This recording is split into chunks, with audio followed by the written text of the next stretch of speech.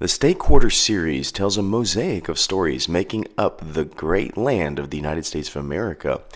We have another gem-proof silver coin that tells a whopper of a story today as we tackle the state of Louisiana. We will talk about the history, culture, and relevance of this amazing state today on the culture of currency. There's a rich tapestry of sights to behold in the state, such as the bounty of the Gulf, the complexities of the bayou, or the rolling pines of the highland country. Louisiana's history is a rich tapestry woven through time, beginning in the Mesozoic era when dinosaurs roamed the region. Approximately 80 million years ago, Louisiana was submerged under a vast inland sea, as you can see from this map. Fossils of marine reptiles and the remains of prehistoric fish reveal that this land was once a thriving marine environment, which probably led to much of the oil fields that Louisiana benefits from today. As the dinosaurs vanished about 65 million years ago, the landscape began to change. Over millions of years, sediment from the Mississippi and surrounding regions gradually filled the ancient sea, creating the foundation for the state we know today. By the late Cretaceous period, the area was marked by lush vegetation and the rise of the mammals began. At the end of the last ice age, as many experts believe, we saw the arrival of Native American tribes. The first inhabitants include the Atacapa, Chitimacha, and Tunica peoples, adapted to the diverse ecosystem of the swamps, forests, and rivers. They developed rich cultures engaged in fishing, hunting, and agriculture. European exploration began in the 16th century, and in 1541, Spanish explorer Hernando de Soto was one of the first Europeans to venture into what is now Louisiana. In the 18th century, French settlers established New Orleans as a trading point in 1718. They recognized its strategic location along the Mississippi River. Much of Louisiana was ceded to Spain during the French and Indian War. There were some changes of hand in the land of Louisiana as Spain, England, and France had a couple of large-scale conflicts, but mostly this land was a haven for French settlers, as when the French Acadians were exiled from Canada, they found refuge in the favorable Spanish protectorate in what is now Louisiana. Many believe the word Cajun is derivative of the word Acadian. These people made their way to Louisiana, usually by the way the path of the Canadians did, down the Mississippi, as previously described, or by boat from France to New Orleans. Being a Spanish colony and full of amicable Native Americans, the French settlers were taught to live off the land and were in many instances rewarded for occupying land under Spanish authority. My family, an example, landed in Louisiana in the 1600s and were awarded 600 acres and tools for every member of the family if they were to hold it in the name of Spain. It was kind of like a Homestead Act before America was a nation. Another thing to highlight is this is an example of European colonists actually getting along with the native peoples. We never see that in the history books, but this was over 100 years where there was no major conflicts between the two ethnic groups. The 18th century saw a blend of French, Spanish, and African influence, especially as enslaved Africans were brought to work on plantations. The resulting Creole culture, rich in music, blending of French cuisine and traditions, became a hallmark of Louisiana's identity. The area changed hands in 1803 when the United States acquired it through the Louisiana Purchase, doubling the size of the nation and establishing a new era.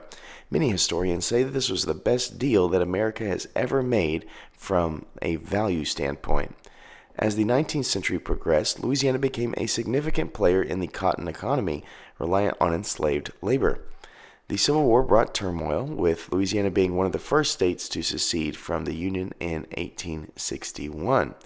Post-war, the Reconstruction era was marked by conflict and the eventual establishment of Jim Crow laws established by Democrats enforcing racial segregation. The early 20th century saw Louisiana embrace its vibrant culture, especially through the emergence of jazz music in New Orleans, which revolutionized American music.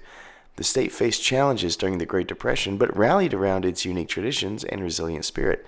In fact, I think the way Cajuns had to learn to live off the land by the natives helped the Cajuns in many ways handle the Depression with less burden than much of America. Wisdom and grit were already established, so though it was not an easy time, as my grandmother could attest as she was a child of the Depression in South Louisiana, it was at least doable. The latter half of the 20th century brought significant social change. Civil rights movements surged in the 1960s, fighting for equality and justice, reflecting the broader struggles across the nation. Louisiana's culture continued to thrive, drawing tourists from around the world to its festivals, food, and music.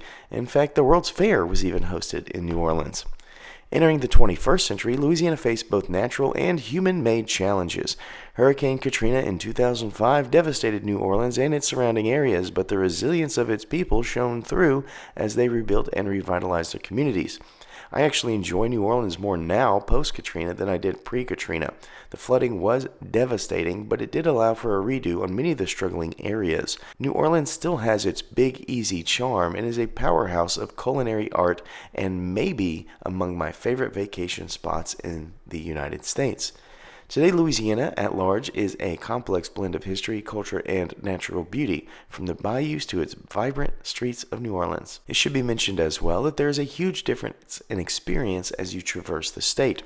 I like to think that Interstate 10 and below is strong Cajun and Creole country, but there is a highway going from Lafayette up to the northern area of the state that is lush and unique. Northern Louisiana has some beauty as well, but in different ways. When I was a child, anything above Interstate 10 was considered Canada, as it was completely different from the southern I-10 experience. Louisiana is considered a very poor state, but I attribute that to the state being a huge agricultural state. It has strong rains, tropical environment, and fertile soil, which make it a cash cow for rice, sugarcane, soybean, and countless other crops. It is also considered a sportsman's paradise, and it hosts some of the most fertile fisheries in the freshwater bayous, as you can load up on catfish and crappie, then move to the brackish intercoastal waterways system, hauling in redfish and blue crab, then why not travel to the Gulf of Mexico and try your luck at some red snapper? This is also where many migratory game birds stop their journey. There have been countless times where I've seen marshlands filled with so many geese that you could not see water. Some of the prettiest scenes in nature have been found in Louisiana. If you love nature, this place is a must. If you need recommendations on where to go and what to do, put it in the comments. As we look to Louisiana's history, we see a state defined by its adaptability and rich cultural heritage, standing as a testament to the resilience of its people and the enduring spirit of the land. But what about their state quarter? Does it hit the mark? Is it worth the symbolism of such a unique state? Well, let's find out.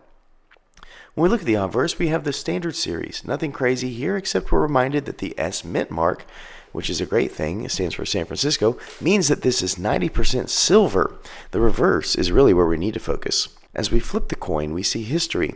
We have the nation and the sector secured by the Jefferson and the Louisiana Purchase. We also see Louisiana highlighted in the real estate.